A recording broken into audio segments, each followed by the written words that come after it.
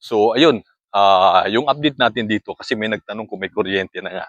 So 100% itong taon, di lang natin alam kung anong buwan kasi kailangan kayong individual pa na kayo mismo yung mag-apply sa Meralco para makabitan kayo ng kuryente. Pero kung alam nyo na turnover na sa inyo yung bahay, pwede na kayo mag-apply sa Meralco kasi hindi individual eh. Parang kailangan buhos, so kailangan nyo makipag-coordinate dito sa developer kung paano yung gagawin. O sa developer kayo magsabi para sila yung mag-ano sa Meralco niyan. Kasi hindi isa-isa, hindi yung kayo beneficiary, mag-isa kayo nakakabitan. Hindi.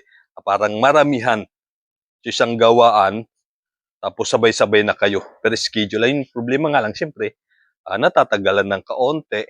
Pero mainam na sa ngayon kasi dahil, hello, dahil, sato kayo, ute. Ha? 20. Sige. Pang candy. O, ayan na. Oo, sige. Bili kayo di chicheria. O, ginawa ko ng 40 yan, ha? Sige, ha? Bili kayo di chicheria, ha? Sige. Ingat kayo doon. So, ayun. Ayun yung isang parang proseso. No? Kung halimbawa, alam nyo na turnover na sa inyo bahay. Kung ayaw nyo pang tumira kasi nga wala pang kuryente, kailangan nyo muna mag-apply. So, ganun yung gagawin. Okay?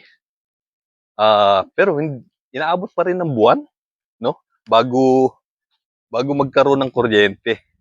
Kasi nga, hindi individual. So, kumbaga group, nasabay-sabay kayong kakabitan ng kuryente. So, katulad dito, lumipat na sila, oh. Itong sa Block 69, Lot 2, lumipat na. So, solar panel, nagtsatsaga talaga. Dahil nga, syempre, gusto nilang matirhan na yung bahay. Kaya, nagtsatsaga sila. Pero kung hindi pa ninyo talaga, so, gusto niyo may kuryente na, na nakakabit bago kayo tumira, ayun, kailangan talagang mag-apply. Ganun yung gagawin. Tapos, mga ilang buwan pa. So, depende, no? Sa sitwasyon. Pero ngayon, nakikita ko talagang tuloy-tuloy na yung gawa nila. Yan, may mga kuryente na kung nakikita nyo. So, may mga wire na papunta doon sa dulo. At papunta doon, no? Kita nyo ba? Doon sa taas. Papunta na doon sa dulo. Kaya, nakakatuwa dahil pinaka-estimate ko talaga itong taon na to, no? Lahat ng mga na-relocate na rito ay magkakaroon na ng kuryente na galing sa Meralco. Pero itong March, alam ko meron nang naka-schedule. Kaso nga lang doon sa Bukana. Nasa gitna kasi tayo, ito yung crossing eh. Doon sa Bukana doon.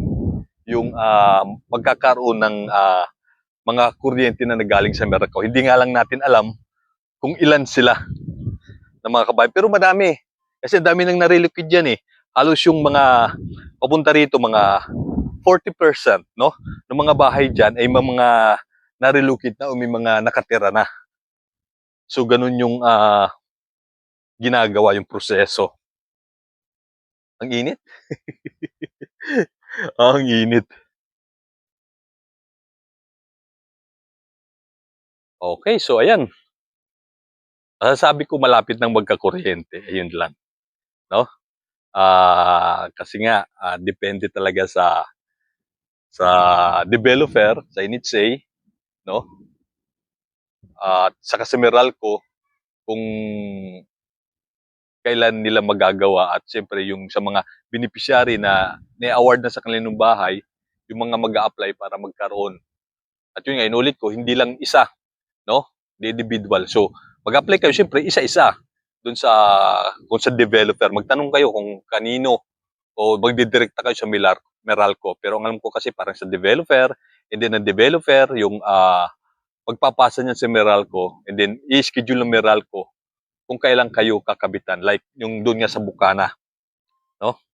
Sa Bukana doon, sa entrance nitong Naik View, merong itong March.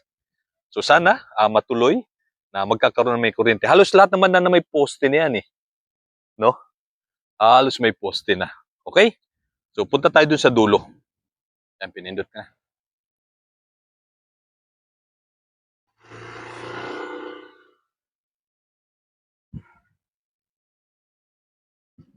So ayan, nakikita natin may mga wire na yung mga poste. Kung dati ay poste pa lang at ang iba ay tinatayo pa, ngayon may mga wire na. So halos kinakabitan na. Ay, nakabili yung mga bata ng ano. Ayun, video mo nga yun, oh, ng merienda nila. Binalikan tayo, meron na utusan na isa, nangingi ng konti, siyempre. Yan,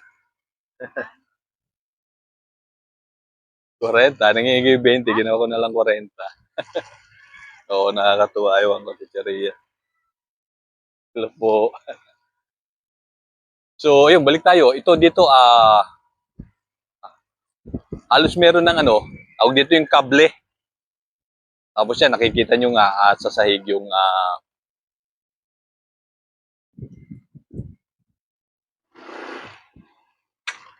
sa tubig naman, oh, ayan yung kulay blue. Kita nyo kung gaano kahaba yan. So, connection nga.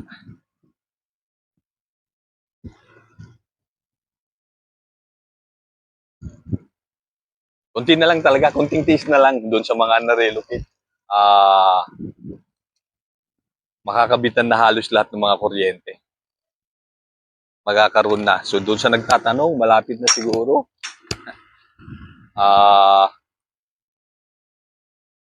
Dito, ayun, meron pang hindi natatay ng poste. Pero minimal na lang. Halos lahat meron na. Ito na yung pinakadulo kasi nitong Naik View. Pinakadulo na to. So ito dito, nakatayo na yung poste. Parang kailan tayo nagpunta rito? Yung last video natin. 2 weeks ago. Pero kita natin lahat na ng mga poste nakatayo na.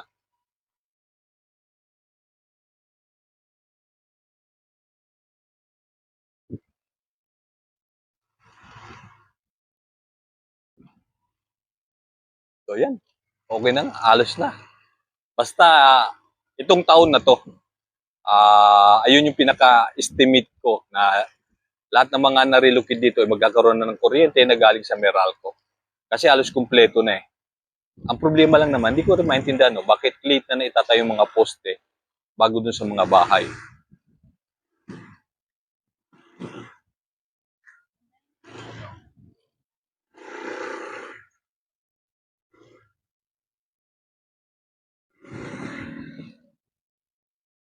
So ayan, nakikita nyo, ayun, may mga poste na naitayo na.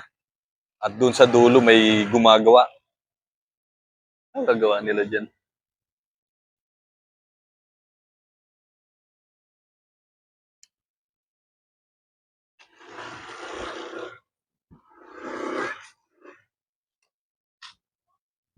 Daan yung daanan papunta sa ilog. Diyan daanan papunta sa ilog. Daanan papunta sa ilog dyan. Papunta sa ilog dyan ang daanan. Galing kayo doon? Ganun ba? Mayroon, sige dyan.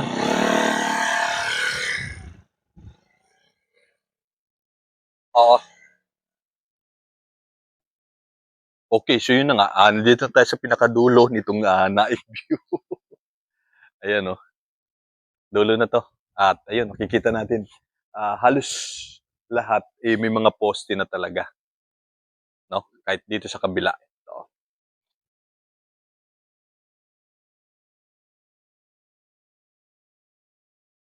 Ito na yung pinaka-last.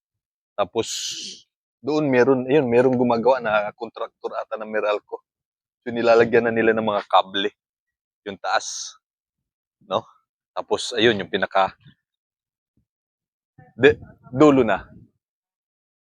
Tapos, ito yung kwarto. Ito yung likod. Lipat natin. So, ayan, tingnan natin yung likuran nitong pinaka-backdoor na ng Naik View. So, siyempre, alam niyo naman, kung nanonood kayo, nakasubaybay kayo sa mga videos natin, ganito kalaki talaga yung bahay. Tapos sinati yan kasi magkakaroon ng kwarto dito sa kabila. Tapos ito yung pinakasala. Isang mahabang kwarto. Tapos ito yung likod. No? Pinaka-extension ng bahay. Tapos,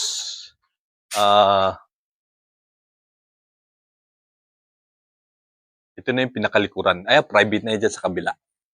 Yung bakod na yan, no? May bakod na eh. So, papunta doon.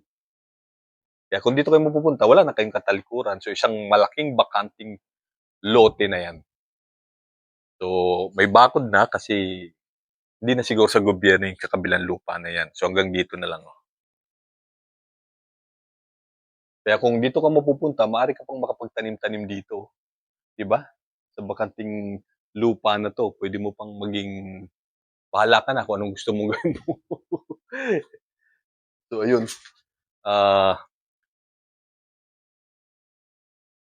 So, ayan yung wala nakikita. Subukan natin kung makikita.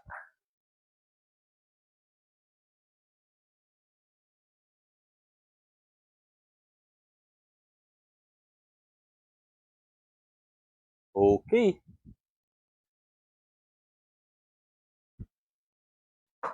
So, ayun.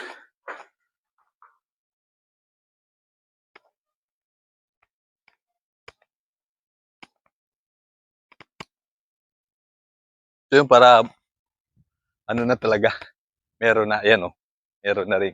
Kasi pinakaano natin, dulo na eh. Okay, so yun yung update natin dito sa Naik View. So, doon sa nagtatanong ng kuryente, kung may kuryente na ba dito sa Naik View, yung meron lang, yung mga 2 years ago, na narelocate na dito.